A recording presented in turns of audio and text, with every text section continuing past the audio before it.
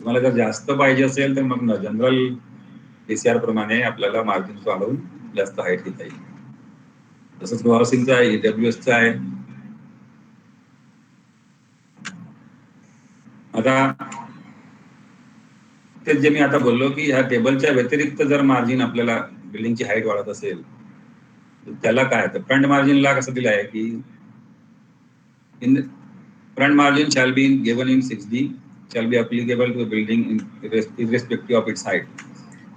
Provided in case of group housing, where building abuts on internal road and the minimum 3 meter setback from internal road or distance between two buildings, whichever is more, shall be provided.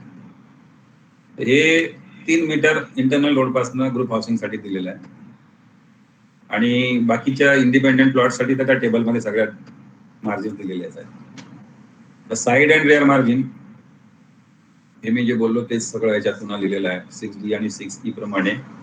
आणि जर तुमची height वाढत असेल त्या टेबलच्या पेक्षा जास्त तर त्याला मग मार्जिन किती असावी, तर ती मार्जिन असावी h/5 प्रमाणे. ते height of the building h/5 प्रमाणे, पण त्यात minimum 3 metre for residential building आणि 6 मीटर फॉर स्पेशल बिल्डिंग साठी मिनिमम असायला पाहिजे. ठीक आहे. आणि आता याच्यात डिटेल दिला आहे, marginal distance shall be subject to maximum 12 metre. तो 12 मीटर पेक्षा जास्त मागणार नाही, 12 मीटर ही मॅक्सिमम असेल from the plot boundary and distance between two building shall be maximum 16 metre.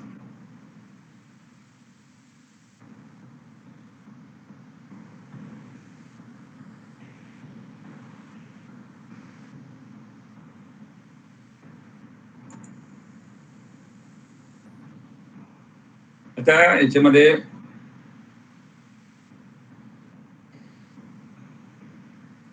Building height जर वाढत असेल, तुमची आता मार्जिन 7 मीटर येत असेल h/5 प्रमाणे किंवा 8 मीटर 9 मीटर येत असेल आणि जर का त्या मार्जिन मधनं आपल्याला त्या रूमला लाईट आणि व्हेंटिलेशन देत नसू आपण, एक्सटेरियर ओपन स्पेस मधनं डेड वॉल्स असतील, तर त्या कंडिशन मध्ये मार्जिनल डिस्टन्स हा 1 मीटरनी रिड्यूस करता येईल, पण ते 6 मीटर पेक्षा कमी नसावं फॉर स्पेशल बिल्डिंग.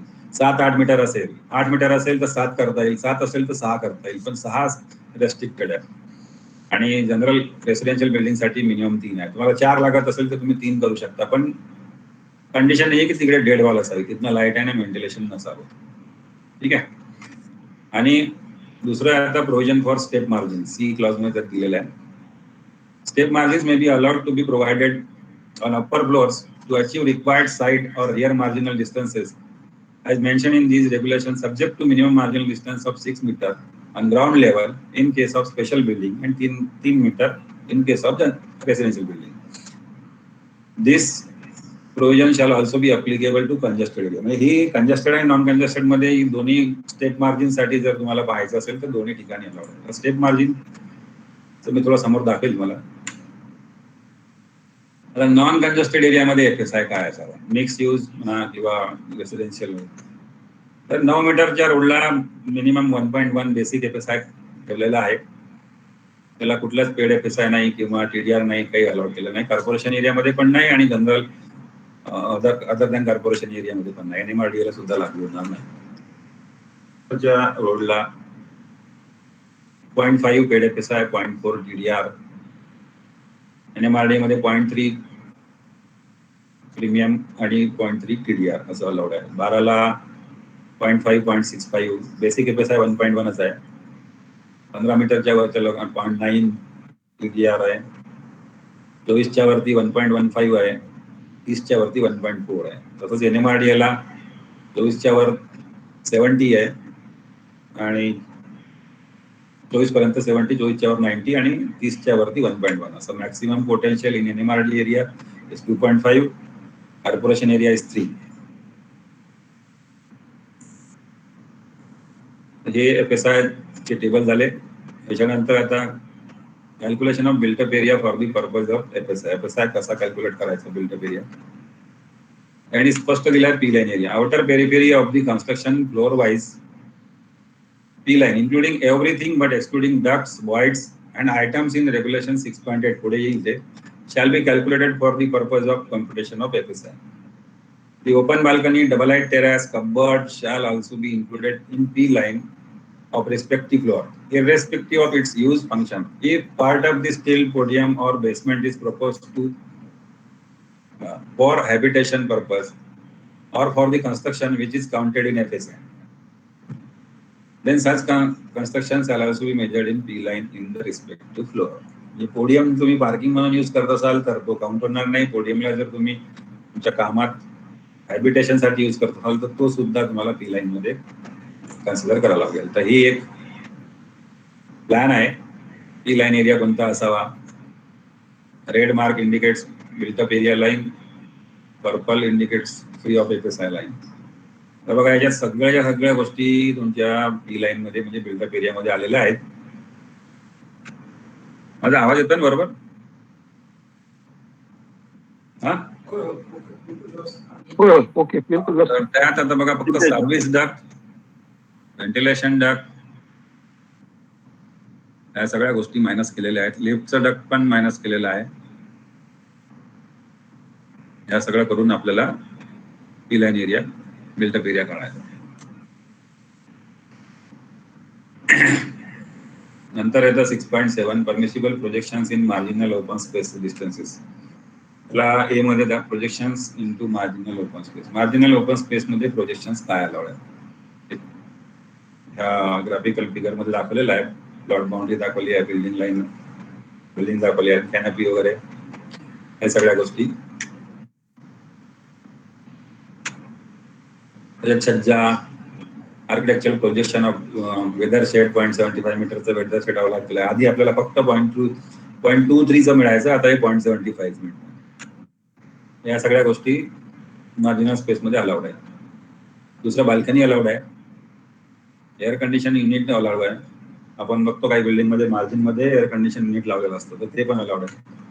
कॅनोपी और पोर्च, पण त्या कॅनोपीची लेंथ 5 मीटर पेक्षा किंवा पोर्चची लेंथ 5 मीटर पेक्षा जास्त नसावी आणि 2.5 मीटर पेक्षा विड्थ जास्त नसावी आणि त्याच्या खाली 2.4 मिनिमम क्लिअर हाईट असावं. आणि हे जरी असलं तरी मिनिमम प्लॉट बाउंड्री पासून 1.5 मीटर सुटायला हवं समोरून, तरच ती कॅनोपी किंवा पोर्च म्हणून कन्सिडर केल्या जाईल. दुसरं projection 30 centimetre on roof terrace लेवलला दिलेलं आहे. पिच रूफ असेल तर 45 सेंटीमीटरचं दिलेलं आहे.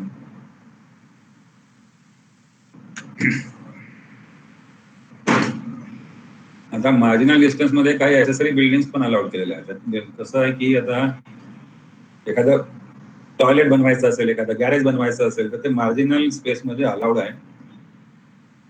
पण त्याचे आता मॅक्सिमम एरिया टॉयलेटचा 4 स्क्वेअर मीटर असावा. तोही मागच्या किंवा साईडच्याच मार्जिन मध्ये, side or rear margin open space मध्ये अलाउड होईल. आणि 7.5 metre from the road line, road पेक्षा 7.5 मीटर मागे असावं. असं नाही की रोडच्या अगदी फ्रंटला दिलाय किंवा अगदी बॅकला, 7.5 मीटर नंतर. आणि प्लॉट बाउंड्री पासून 1.5 मीटर सोडून तुम्ही ते घेऊ शकता. म्हणजे जिथे मार्जिन तुमच्या 3 मीटर किंवा त्याच्यापेक्षा जास्त असतील तरच ते हे शक्य होणार आहे. परत पार्किंग लॉकअप गॅरेज, त्याची हाईट 2.4 पेक्षा जास्त नसावी. ते पण रोड पासून 7.5 मीटर दूर असावं.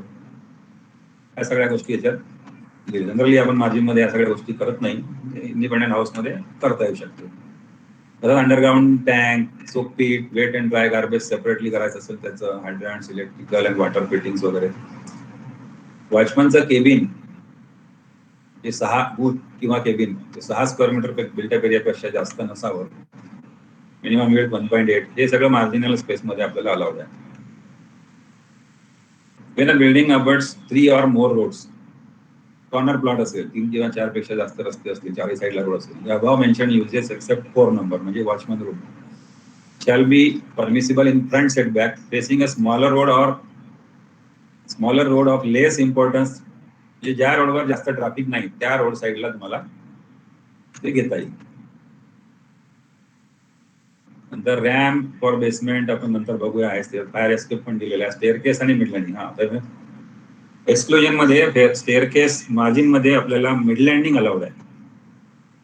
3 मीटर मार्जिन मध्ये तुम्हाला 1.2 मीटरची मिड लँडिंग घेता येईल. 1 मीटर बाल्कनी मिळेल, पण ती मिड लँडिंग जर असेल तर ती 1.2 मीटरची मिळेल. त्याच्या खाली आधी जसं आपल्याला 2.25 ठेवावं लागत होतं, त्याच्याऐवजी 2.1 मीटरचं आपल्याला हाईट रेस्ट्रिक्शन दिलेलं आहे आणि 3 मीटर मध्ये 1.2 अलाउड आहे, म्हणजे 1.8 मीटर राहिलं पाहिजे. पण बाल्कनीत कसं आहे की 1 मीटर अलाउड आहे 3 मीटर मध्ये, 2 मीटर डिस्टन्स राहिलं पाहिजे. ओके, हे नॉन स्पेशल बिल्डिंग साठी आणि स्पेशल बिल्डिंगला 6 मीटर इने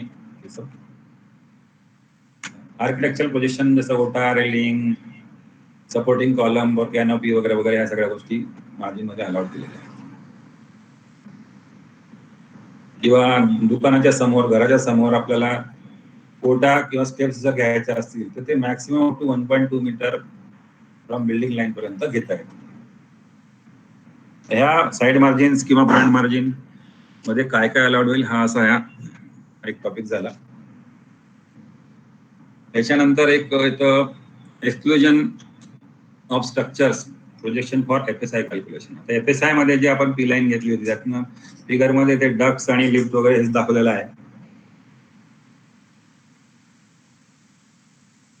ते आणखी काय काय मार्जिन मध्ये तर अलाउड आहे, पण ते FSI मध्ये पण अलाउड आहे का की किंवा एक्सक्लुझिव्ह आहे, एक्सक्लुझिव्ह FSI आहे.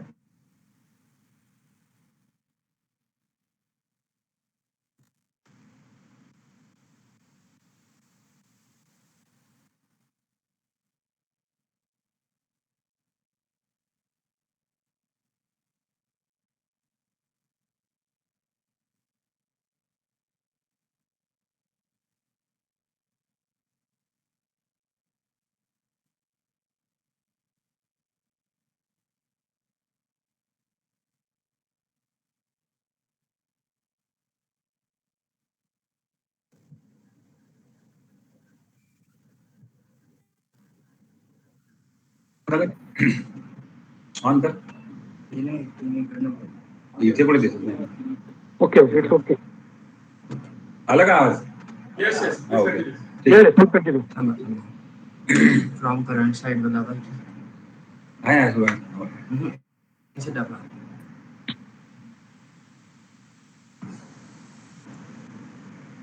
तर हे सगळ्या गोष्टी एक्सक्लुजन मध्ये ते दाखवलेल्या आहेत.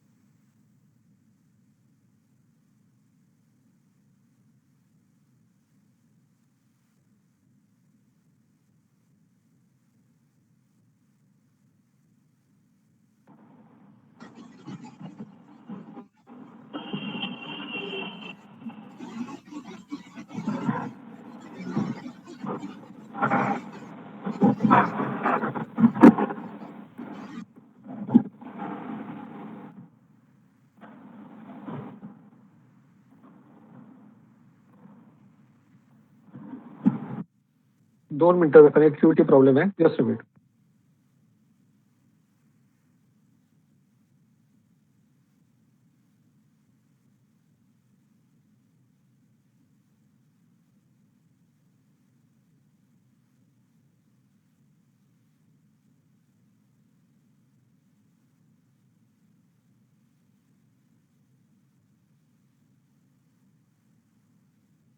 झालं.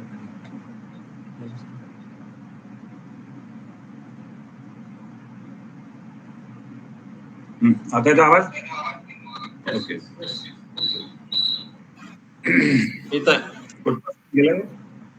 हा, एक्सक्लुजन ऑफ स्ट्रक्चर्स मध्ये आपण बघत होतो 6.8. त्याच्यात parking, canopies, lift machine room, lift well, service floor of height not extending 1.8 metre height.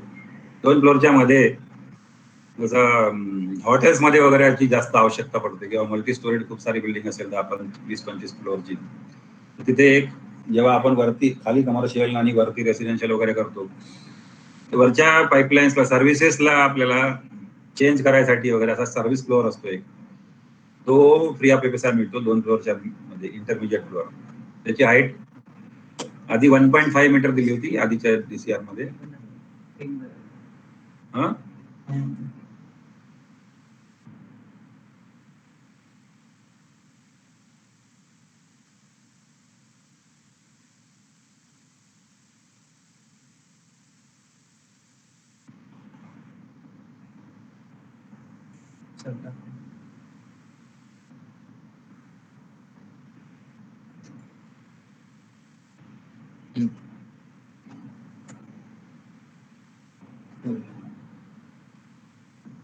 झालं? From current speed.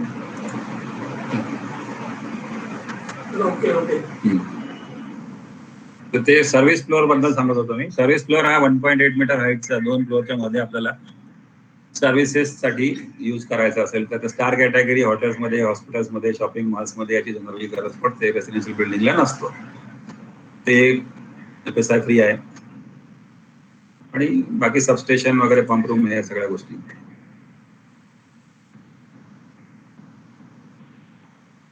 Open to sky terraces पण आपल्याला तिथे दिलेलं आहे. Top of podium open to. मला स्विमिंग पूल घेता येतं ओपन टू स्काय मध्ये. आधी याच्या बाबतीत पूर्ण असं विश्लेषण दिलेलं नव्हतं, पण आता FSI free swimming pool on the top terrace and top of podium with plant room हे आपल्याला मिळू शकतं. नेक्स्ट टॉपिक येतो आपला 6.9.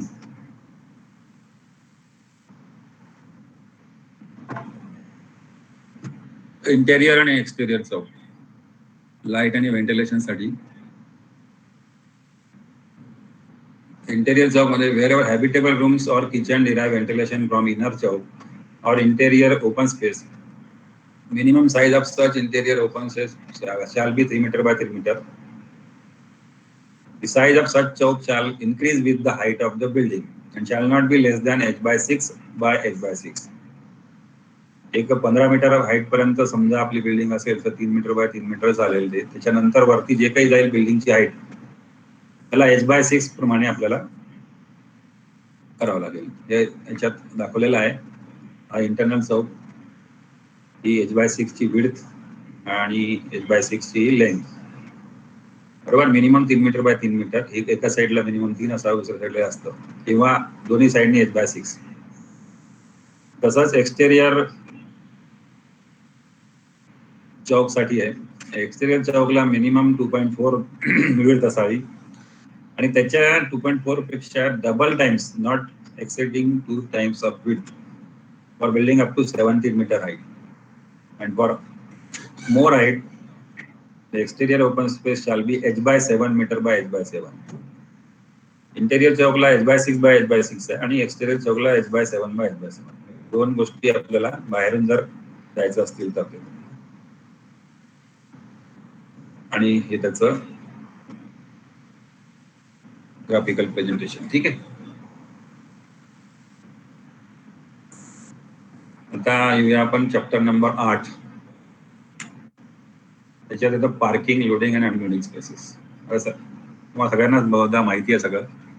सायजेस, मोटरसायकलचे सायजेस, मोटर व्हेकलचे 2.5 मीटर बाय 5 मीटर एक असावी आणि एक 2.3 बाय 4.5, स्कूटर 1/2 मीटर, ट्रान्सपोर्ट व्हेकलला 3.75 बाय 7.5 मीटर दिलेलं आहे. खाली लिहिलं आहे की एक कार जर तुम्ही 2.5 मीटरची देताय तर दुसरी 2.3 मीटरची देता येते. टेबल नंबर 8B मध्ये सगळ्या रेसिडेन्शियलला कसं काय ते दिलेलं आहे. For every tenement having carpet area of 150 square metre and above. हे पहिले नव्हतं, आता आलं याच्यात.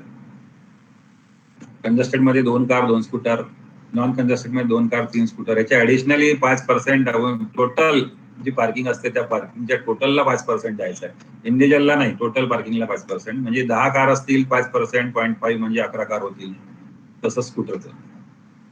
आणि 80 ते 150 स्क्वेअर मीटर दिलेलं आहे एक स्लॅब. त्याच्यात कंजस्टेडला 1 कार 2 स्कूटर, नॉन कंजस्टेडला 1 कार 3 स्कूटर आणि 5% विजिटर्स पार्किंग. आणि यांनी स्कूटर वाढवल्या आणि सायकल कमी केलं. कमी म्हणजे रद्दच केल्या सायकल. आणि दुसरं इथे below 40 for every 2 tenements with each tenement having carpet area equal to or above 40 40 ते 80 च्या याला दिलेला आहे. एक कार 4 स्कूटर आणि एक car 5 scooter in addition 5% parking. हा थोडासा मागच्या DCR मध्ये आणि आताच्या याच्यात हा घोळ झालेला आहे. लेस दॅन 40 स्क्वेअर मीटर कार्पेट एरियाला 4 टेनामेंटला जे पाहिजे होतं ते यांनी 2 टेनामेंट्सला दिलं आहे. त्याच्यामुळे आता पार्किंग जास्त लागते. पण तरी सायकल कमी झाल्यामुळे कारची ऍडजस्टमेंट करायला थोडी जागा आपल्याकडे असते. आधी 4 ला एक कार असायची, 4 स्कूटर 4 सायकल. आता 2 ला एक कार आणि 2 स्कूटर आहे आणि 5% विजिबल पार्किंग. पण जर तुम्ही 30 स्क्वेअर मीटर घेत असाल, 30 स्क्वेअर मीटर पेक्षा कार्पेट एरिया कमी करत असाल तर मग कार लागतच नाही, फक्त 4 स्कूटर लागतात. तसंच हे बाकीच्या लॉजिंग एस्टॅब्लिशमेंट 5 एरिया याला सगळं दिलेलं आहे. हा टेबल मध्ये तुम्ही वाचू शकता. एज्युकेशनल बिल्डिंगला 100 स्क्वेअर मीटर प्रमाणे, कम्युनिटीला 200 स्क्वेअर मीटर प्रमाणे दिलेलं आहे. मर्केंटाइल मार्केट्स शॉप्सला 100 स्क्वेअर मीटरला 2 कार आणि 6 स्कूटर हे नॉन कंजेस्टेड आणि एक कार आणि 6 स्कूटर हे कंजेस्टेडला. याच्यात व्हिजिटर्स पार्किंग नाही. आता याला कसं करायचं? या सगळ्या पार्किंग किती लागतात एरिया प्रमाणे किंवा फ्लॅट नंबर प्रमाणे किंवा 100 स्क्वेअर मीटरच्या याच्याप्रमाणे, तर त्याला आपल्याला काढल्यानंतर 8C ज्या टेबलमध्ये दिलेलं जे आहे त्याला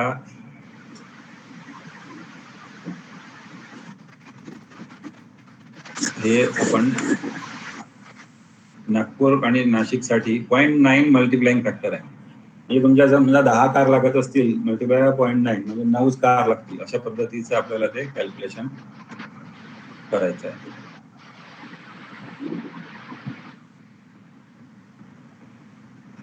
याच्यात काही मी पार्किंग अरेंजमेंट कशी असावी हे दाखवलेलं आहे. बिल्डिंग बघा, बिल्डिंग 2 बिल्डिंग मधलं distance, building plot, car parking, scooter parking, अशा तिरप्या कार पण लावता येतात. मध्ये तुम्हाला ड्राईव्हवे ठेवता येतो आणि दोन्ही साईडला कार लावता येतात.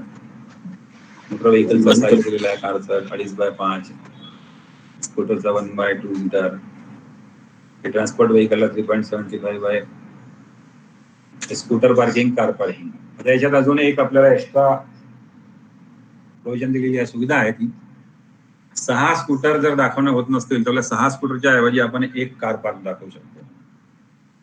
तर डबल हाईट पार्किंग आपल्याला समजा अलाउड केलेलं आहे. मेकॅनिकल पार्किंग जर देतो म्हटलं तर mechanical, hydraulic, stack parking, multi storeyed parking with और without car lift may be allowed to meet the requirement. आता एकावर एक कार दाखवायची आहे आपल्याला. आपण दाखवतोय 5 कार, 2 कारच्या ऐवजी 2 खाली 2 वर 4 झाल्या, मग 5वी एकटीच येते. तर त्याच्याऐवजी आपण 6 स्कूटरच्या ऐवजी एक कार अजून त्याच्यात टाकू शकतो. तर ही एक प्रोव्हिजन, बेस्ट प्रोव्हिजन आपल्याला दिलेली आहे. आणि एक अजून थोडंसं जास्तीचं याच्यात काम केलेलं पण जनरली मला वाटतं हे करत नाहीत. 50% parking more than 50% over and above stipulated in table 8B and 8C shall be liable for payment of charges at the rate of 10% of land rate. जेवढी तुमची परमिसिबल रिक्वायर्ड पार्किंग आहे त्याच्यापेक्षा 50% जास्त असेल तर हरकत नाही. 50% पेक्षा अजून जास्त असेल तर ती तुम्हाला 10%च्या रेटनी त्याचे चार्जेस द्यावे लागतात.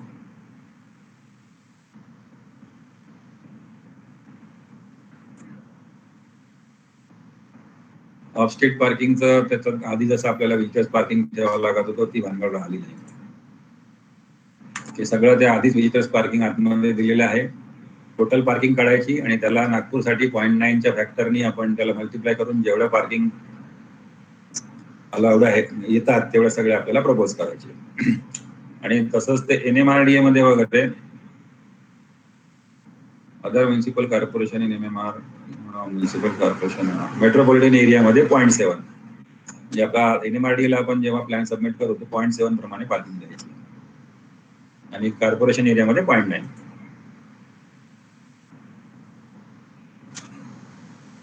जास्त फास्ट होत आहे का? आता chapter number 9, requirements of part of buildings. म्हणजे सगळ्यात हॅबिटेबल रूम्सचे सायझेस हे ते सगळ्या गोष्टी येते. Height of habitable room. आता रूम्सची हाईट किती असावी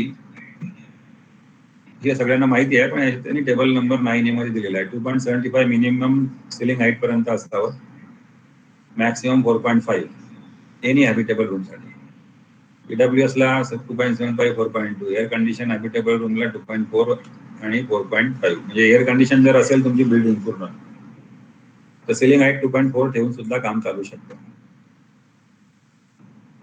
स्लॅब थिकनेस वेगळी, हे सगळे याच्यात मी दाखवलेलं आहे.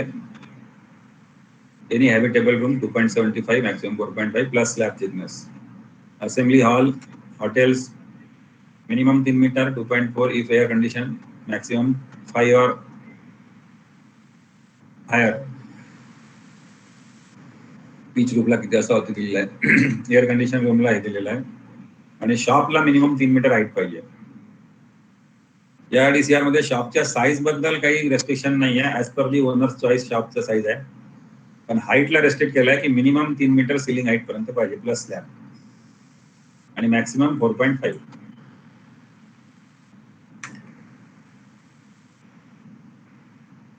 किचनला पण 2.75 हाईट असावी minimum. Mezzanine floor, the minimum size of the mezzanine floor shall be as per requirement and convenience of owner. म्हणजे साईज काय ठेवायचा हा ओनरच्या कन्व्हिनियन्स प्रमाणे दिलेला आहे. The aggregate area of such mezzanine floor shall in no case exceed 50% of built-up area of that room shop. जे जो काही तुम्ही जो एरिया घेतोय आपण त्याच्या 50% पेक्षा जास्त फ्लोअर असायला नको. हाईट मिनिमम 2.1, खाली 2.1 वरती, हे इथे फिगर मध्ये दाखवलं आहे. Other requirements of mezzanine floor. A mezzanine floor may be permitted in a room or within a space provided it conforms to the standards of living rooms as regards lighting and ventilation. In the case of mezzanine floor is used as habitable room. It is so constructed as not to interfere under any circumstance with the ventilation of the space over under it. Mezzanine floor or any part thereof will not be used as a kitchen. Mezzanine floor la kitchen allowed nahi. It is at least 1.8 meter away from front wall of such room. समोरून 1.8 हे figure मध्ये दाखवलेलं आहे. Access to the mezzanine floor is from within the respective room. त्याच room मधनं तुम्हाला ते त्याचा ऍक्सेस असायला पाहिजे. In no case shall a mezzanine floor be closed so as to make it liable to be converted into unventilated compartment. त्याला close करता येणार नाही. बेसमेंटला आपल्याला ग्राउंड लेवलच्या खाली 3 बेसमेंट घेता येतात. बघा याच्यात दाखवलेलं एक 2.4 मीटर हाईटचे 8.25 मीटर डेप्थ पर्यंत जाता येत. Within the prescribed setback margin with 1 or more level. म्हणजे बेसमेंट आपल्याला मार्जिन मध्ये अलाउड नाही. या मार्जिन मध्ये पण काही ठिकाणी अलाउड आहे, पण ते त्याचे कंडिशन वेगळे आहेत, नंतर पुढे येतील ते. Living uses shall be permissible at free of FSI. Air conditioning equipment साठी ते बेसमेंट मध्ये फ्री ऑफ FSI राहील. पार्किंग स्पेस राहील, easy set room, meter room, electric substation, effluent treatment plant, suction tank, pump room हे free of FSI राहतील. Following uses shall be permissible and counted in FSI. Storage of household of other goods or ordinary non-combustible material incidental to principal use. हे सगळे जे बाकी other than वरती जे लिहिलेलं आहे त्या सगळ्यांच्या व्यतिरिक्त जे काही असेल ते बेसमेंट मध्ये अलाउड राहील, पण ते bank locker, safe deposit wall हे सगळे FSI मध्ये काउंट होतील. Commercial use in first basement in case of shopping centre, shopping mall तो अलाउड राहील पहिल्या बेसमेंट मध्ये. 2 जर बेसमेंट असतील तर पहिल्या बेसमेंट मध्ये तुम्हाला शॉप म्हणून तुम्हाला मिळू शकेल. Just strictly ancillary to the principal use. Principal use जो राहील त्याच्याशी ते असायला हवं. Nursing quarter ancillary use to be hospital in first basement.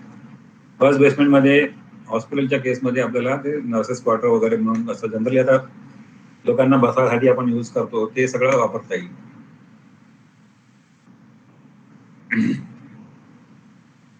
हा आता if the basement is proposed flushing to average surrounding ground level, then such basement can be extended in side and rear margin up to 1.5 meter from the plot.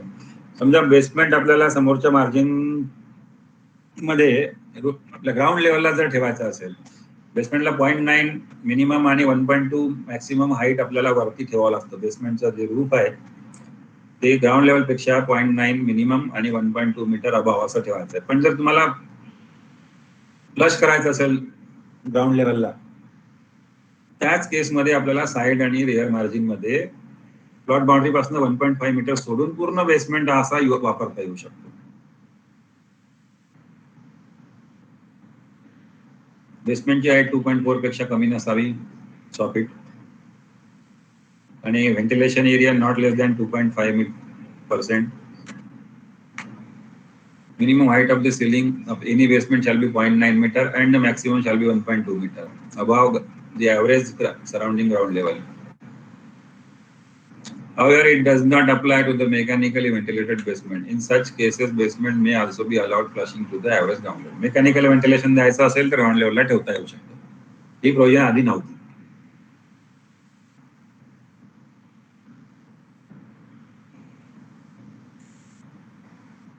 आता 9.12 मध्ये ramp मध्ये दोन ramp आहे, vehicular ramp आणि non vehicular ramp. पहिला non vehicular ramp हा generally तुमच्या hospitals वगैरे ठिकाणी येतो. तर त्याची minimum width of the ramp in hospital shall be 2.25 metre आणि स्लोप जो आहे तो 1.8 पेक्षा 1:8 पेक्षा जास्त नसावा. आणि ramp shall lead directly to outside open space at ground level or courtyard or safe place shall be through smoke stop door. For building about 24 meter in height, access to ramps from any floor of the building. When there is a difference in level between connected area for horizontal exit, ramps not more than 1:10 slope shall be provided.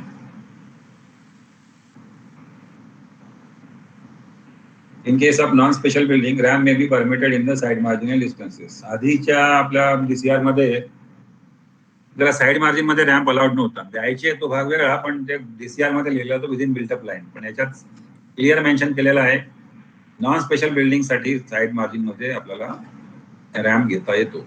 In case of special building, ramp may be permitted in side margin distance after living. Special building असेल तर 6 metre minimum margin सोडावं लागेल, त्यानंतर ramp घ्यावं लागेल. पण जर non special building असेल, रेसिडेन्शियल असेल किंवा मिक्स यूज जरी असेल तरी तिला जर तुमची 6 मीटर मार्जिन आहे तर 3 मीटरचा तुम्ही रॅम्प देऊ शकता किंवा 6 मीटरचा रॅम्प देऊ शकता, सिंगल रॅम्प, किंवा 3-3 मीटरच्या दोन साईडला 2 रॅम्प देऊ शकता. आणि ramp to basement and upper storeys for vehicle 3 metre विड्थला असावा, 1:8 स्लोप असावा, ॲटलीस्ट 2 रॅम्प ठेवायला पाहिजे. हे सगळं या ठिकाणी आपल्याला दिलेलं आहे. 2 ramps 1 ramp of 4 metre with may be allowed. Two wheeler साठी 2 मीटरचा रॅम्प, 4 व्हीलर साठी 3 मीटरचा ramp. In case of plot measuring 1000 square metre or less, only 1 ramp of 3 meter may be provided for car parking and 1 ramp of 2 meter may be provided for two wheeler parking. हे एक नवीन addition आहे याच्यात. आधी असं bifurcation नव्हतं. कुठलाही basement असला car parking साठी मिनिमम 3 मीटरचा एक रॅम्प किंवा 2 सिंगल रॅम्प द्यायचा असेल तर 5 मीटर विड्थचा द्यावा लागत होता. 2 रॅम्प द्यायचे असेल तर 3-3 मीटरचा द्यावा लागतो. आणि कार स्कूटरसाठी 1.5 मीटरचे 2 द्यावं लागतात किंवा 1 3 मीटरचा. आणि त्यांनी स्पेसिफिकली दाखवलेलं आहे की 1000 स्क्वेअर मीटरच्या आतमध्ये तुमचं बेसमेंट असेल, रॅम्प घ्यायचा असेल तर एका सिंगल रॅम्प मध्ये 3 मीटरच्या विड्थचं कार चालू शकते. हे नवीन ऍडिशन आहे या DCR मध्ये. आता या बाल्कनीकडे minimum width of 1 metre and maximum of 2 metre balcony मिळणार आहे. 1 मीटर पेक्षा कमी बाल्कनी नको, 2 मीटर पेक्षा जास्त मिळणार नाही. In non-congested area, no balcony shall reduce the marginal open space to less than 2 meter up to 24 meter height. For height 24 meter and more, no balcony shall reduce the marginal open space to less than 6 meter on first floor and 4.5 meter on upper floor. म्हणजे पहिल्या फ्लोअरला तुम्हाला minimum 6 metre margin ठेवूनच balcony ठेवावं लागेल आणि वरती ती बाल्कनी आणि प्लॉट बाउंड्रीच्या मध्ये डिस्टन्स 4.5 मीटर चालेल, खाली 6 मीटर असावं. हे आपल्याला या फिगर मधून समजून जाईल. हे बघा 4.5 मीटर मार्जिन असेल तर याच्यात तुम्हाला 2 मीटर सोडून 2.5 मीटरची बाल्कनी पण 1 किंवा 2 पेक्षा जास्त नसावी असं लिहिलेलं आहे. म्हणजे 2 मीटर नाही, इथे 2.5 मीटर जागा सुटेल. ओके. आणि ते स्पेशल बिल्डिंग मध्ये ही 6 मीटर बाल्कनी पासून प्लॉट बाउंड्री 6 मीटर डिस्टन्स सोडून फर्स्ट फ्लोअरला मिळेल. त्याच्या वरती तुम्हाला 4.5 मीटर सोडून मिळू शकतं. हे स्पष्ट त्यांनी मेन्शन केलेलं आहे. Balcony may be allowed to be enclose in the room at the time of development permission. नंतर नाही, आधीच परमिशन घ्यायची. If desired by the owner. In such case, depth of the enclosed balcony shall not be exceed 1/3 of the depth of the room. म्हणजे 3 metre जर रूमची width होत असेल तरच ती 1 मीटर तुम्हाला बाल्कनी मिळेल. 4.5 होईल तेव्हा 1.5 मिळेल, 6 होईल तेव्हा 2 मिळेल. 1/3 रूम साईजच्या 1/3 मिळेल. Nothing shall be allowed beyond the outer edge of balcony.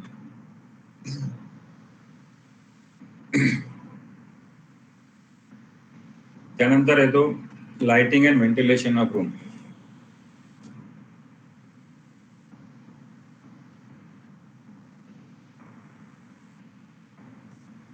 हा मागच्या दिसल्यासारखाच आहे नेहमीचा. Not less than 1/10 of the floor area of the room. 7.5 metre पेक्षा दुरून असावं ओपनिंग. हे जुनच आहे. An opening with a minimum area of 1 square meter in kitchen and 0.3 square meter with one dimension of 0.3 for any bathroom, water closet or store shall be treated as adequate. Room मध्ये 0.3 square मीटरचा आपल्याला toilet म्हणा किंवा store मध्ये इतका area असावा. आता टॉयलेटला ventilation shaft मधनं जे व्हेंटिलेशन देतो त्याच्या हाईट प्रमाणे हा टेबल 9C मध्ये दिलेला आहे. 10 मीटर पर्यंत क्रॉस सेक्शनल एरिया हा 1.2 स्क्वेअर मीटर असावा आणि मिनिमम डायमेन्शन हे 1 साइड 0.9 असावं. असंच 30 मीटर पर्यंत 8 मीटर स्क्वेअर आणि 2.4 मीटर असेल. हे प्रत्येक हाईट प्रमाणे बिल्डिंगच्या दिलेलं आहे. Note that for building above 30 meter, mechanical ventilation system shall be installed beside the provision of minimum ventilation shaft. For fully air-conditioned residential other building, the ventilation shaft need not be insisted upon. जिथे air conditional building असेल त्याला ventilation शाफ्टची आवश्यकता नाही. Artificial lighting and mechanical ventilation. Where lighting and ventilation required are not made through day lighting,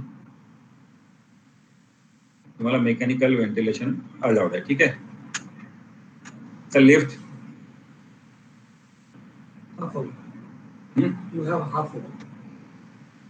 अर्धा तास हा झालं का? 9-10 चॅप्टर आहे बंद. आता provision of lift. At least one lift shall be provided in every building more than 15 meter in height. 15 metre पेक्षा जास्त जर हाईट असेल बिल्डिंगची तर एक लिफ्ट तरी त्याला द्यावं.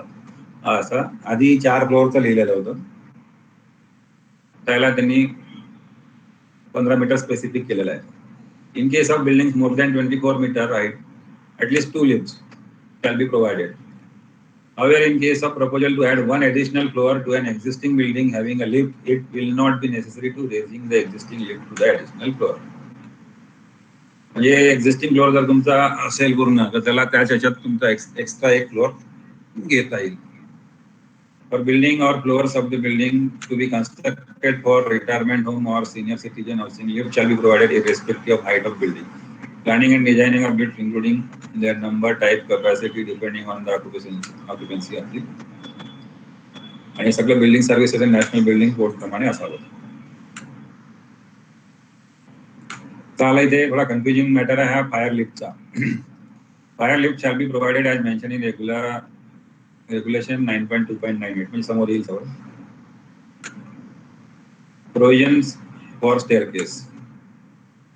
स्टेअरकेसचे तुम्हाला इथे staircase shall not be provided around the lift shaft unless provided with fire stop door of 1 hour rating at every floor level and no other opening in the inside wall as illustrated. म्हणजे लिफ्टच्या बाजूला आपल्याला पेरिफेरीने staircase मिळू शकतं, पण ते कधी मिळेल जेव्हा ह्या पद्धतीचे दोन्ही ठिकाणी दोन्ही एक्सेसला असे दारं राहतील आणि नंतर मग ते लॉबीमध्ये एंट्री होईल आणि ते दारं राहतील ते फायर स्टॉप डोअर असतील तरच असं मिळू शकते. आणि ह्या लिफ्टचा एंट्रन्स वेगळा. अदरवाईज हे जर भिंत काढली आपण इथनं तर ती ही अलाउड होणार नाही. एक डॉगलेग आणि एक लिफ्ट वेगवेगळी दाखवा लागेल. ही जर प्रोव्हिजन करत असू तर आपल्याला अशी स्टेअरकेस पण देता येईल. विड्थ ऑफ स्टेअरकेस रेसिडेन्शियलला G+2.7 हे जसं आधी होतं तसंच दिलेलं आहे. त्यात कुठल्याही प्रकारचे चेंजेस केला गेलेला नाही. 0.75 मिनिमम आहे आणि 2 मीटर मॅक्सिमम आहे.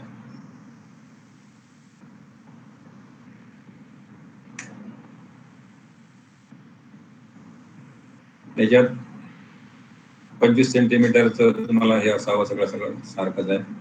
एक चेंजेस याच्यात झालेला आहे.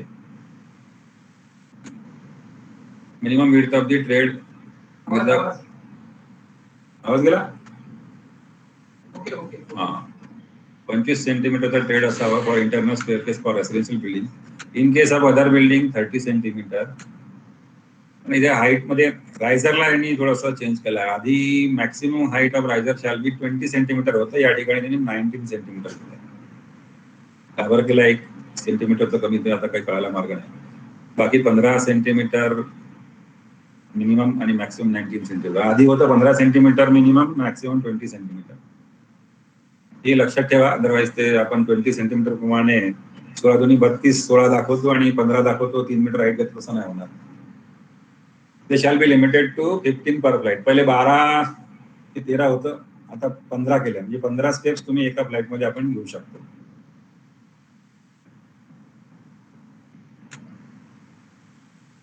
फ्लोर इंडिकेटर द्यायला हवं. For building more than 15 meter in height or more, access to main staircase shall be gained through at least half an hour fire resistant automatic closing door placed in the enclosing wall of staircase. It shall be a swing type door opening in the direction of the escape. ते लिहिलेलं होतं आधी. Institution building, assembly building याच्यात दिलेलं आहे सगळं same as it is, जसं आधी होतं तसंच आहे. आता इथे फायर लिफ्ट मध्ये बघा थोडंसं कन्फ्युजिंग मॅटर आहे. आता एखादा ऑफिसर देतो म्हणतो, एखादा देत नाही. थोडंसं आता कॉर्पोरेशन आणि याच्यात बांधगडी सुरू आहे, पण दिलेले आहेत त्यांनी काही लोकांना. Where applicable, fire lift shall be provided with a minimum capacity for 8 passenger and fully automated with emergency switch on ground level.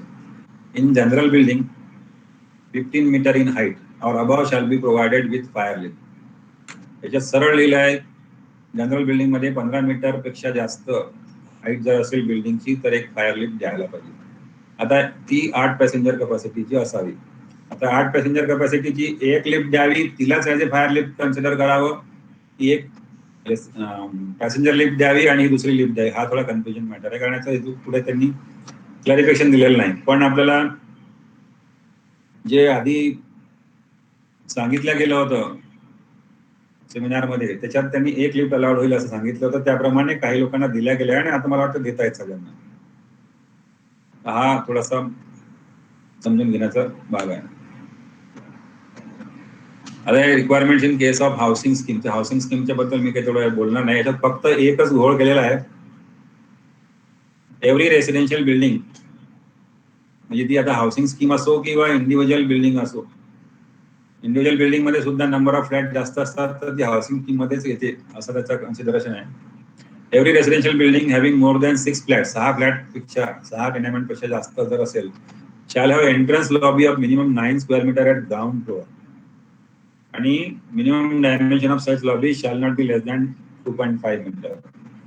2.5 metre विड्थची एक लॉबी तिथे द्यायची, एंट्रन्स लॉबी. त्याचा एरिया मिनिमम 9 स्क्वेअर मीटर असावा, 6 फ्लॅट पेक्षा जर जात असेल.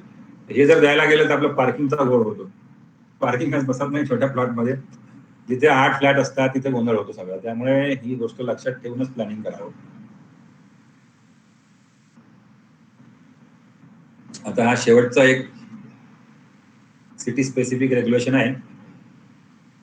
त्याच्यात नागपूर म्युन्सिपल कॉर्पोरेशनसाठी काही जे जुने रूल्स होते ते ॲज इट इज त्यांनी इंटॅक्ट ठेवलेले आहेत, पण याची लिमिट आहे ती 31 डिसेंबर 2021 पर्यंत. कमर्शियल झोन मध्ये नॉन कंजेस्टेड मध्ये 2 FSI होता आणि फुल्ली कमर्शियलला 2.5 आणि मिक्स यूजला 2, तर तो ॲज इट इज इंटॅक्ट राहणार आहे.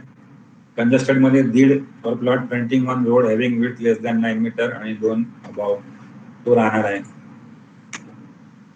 इंडस्ट्रियल I2R जे प्रोव्हिजन होतं ते I2Rचं प्रोव्हिजन तसंच राहणार आहे. 1000 स्क्वेअर मीटर आणि अबाव प्लॉट्स असतील residential zone, basic FSI shall be 1.25. 1.25 चा जो FSI होता तो ॲज इट इज आपल्याला वापरता येणार आहे सिटी स्पेसिफिक या रूल्स प्रमाणे 10.3.4 प्रमाणे. म्हणजे 1.1च घ्यायची गरज नाही. तुमचा प्लॉट जर 1000 स्क्वेअर मीटरच्या वर असेल आणि तो 1.25 चा FSI होता तर आजही तसंच काउंट करायचं 1.25 plus 50% paid FSI plus TDR plus 60% एन्सिलरी FSI असं धरूनच कॅल्क्युलेशन करायचं. हा 1.25 इंटॅक्ट ठेवलेला आहे.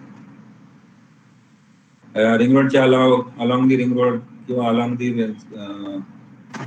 जे होतं ते ऍक्टिव्हिटीजच ठेवलेलं आहे. याप्रमाणे या सगळ्या 10 चॅप्टरचं मी थोडासा थोडक्यात कव्हर केलेला आहे. पण व्यवस्थित ऐकलं त्याबद्दल धन्यवाद. कोणाला काही विचारायचं असेल तर आपण थोड्या गोष्टी चर्चा करू शकतो.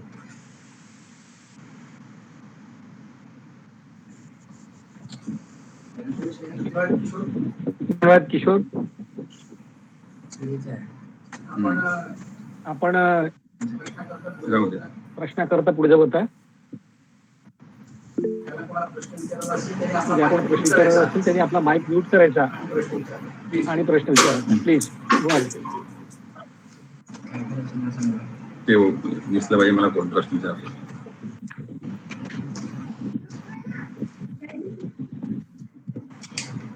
मला ऐकायला पाहिजे व्हिडिओ. हॅलो. मी फिरके म्हणजे हा ओके. मेहता सर, मला एक विचारायचं आहे की आपल्या चॅप्टर नंबर 9 मध्ये. Hello hello. हा किशोर. हा हो किशोर बोला. ओके. हा विचारा प्रश्न काय. चॅप्टर कोण नंबर 9. विचारतंय?